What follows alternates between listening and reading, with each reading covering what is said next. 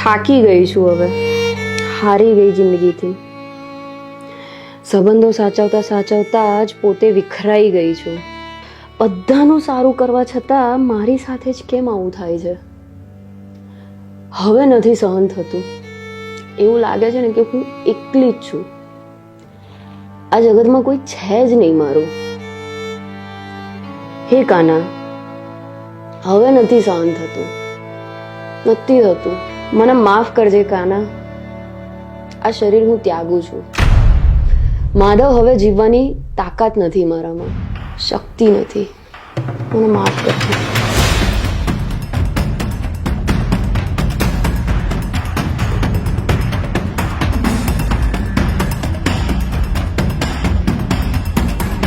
હે પ્રભુ, મારા છેલ્લા વંદન સ્વીકાર કરો. અત્યારે કોણ આવ્યું? દીકરી, કઈક ખાવાનું આપને, કઈક ખાવું છે. અરે બાબા, તમે અંદર કેવી રીતે આવ્યા? આમ દરવાજા ખખડાવીને ભીખ થોડી મંગાઈ? દીકરી, બહુ દૂરથી આવ્યો છું, બહુ જ ભૂખ્યો છું. તારા ઘરનો ચાંપો ખુલ્લો જો એટલે આવી ગયો હું અંદર. સારું, અહીંયા રહો, હું તમારા માટે કંઈક લઈ આવું.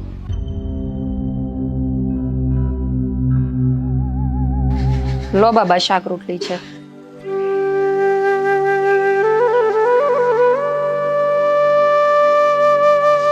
દીકરી, બહુ જ સારું કામ કર્યું છે તે આજે. ભગવાન તને હંમેશા ખુશ રાખે. બાબા, આખી જિંદગી મેં સારા કામ કરવાના જ પ્રયત્ન કર્યા છે, પણ લાગે છે ને કે ભગવાને મારા જીવનમાં ખુશી ક્યાંય લખી જ નથી. એવું તને લાગે છે?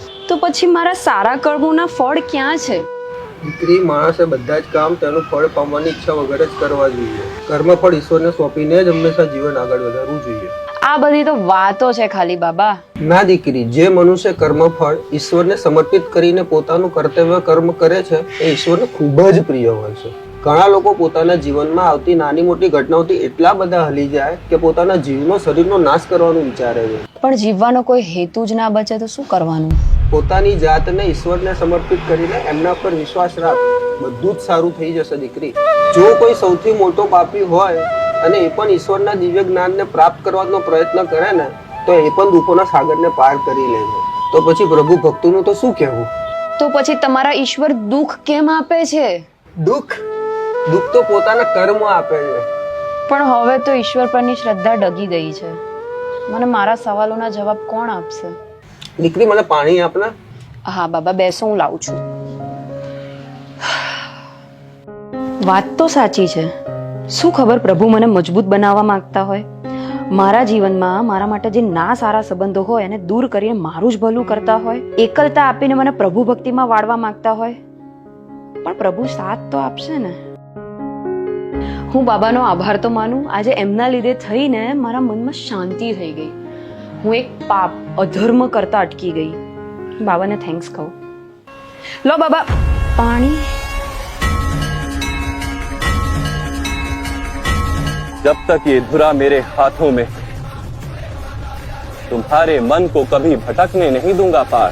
रथ युद्ध का हो या जीवन का, मैं उत्तम सारथी हूं पार. હે પ્રભુ, મને માફ કરજો તમારા પરનો વિશ્વાસ ડગાવવા માટે. હું ભૂલી ગઈ હતી કે જ્યાં સુધી જગતના નાથ જગન્નાથ હાજરા હજુર છે ત્યાં સુધી પ્રભુ ભક્તોનું કોઈ જ ખરાબ ના કરી શકે, ઇવન એ પોતે મનુષ્ય પણ. જય શ્રી કૃષ્ણ.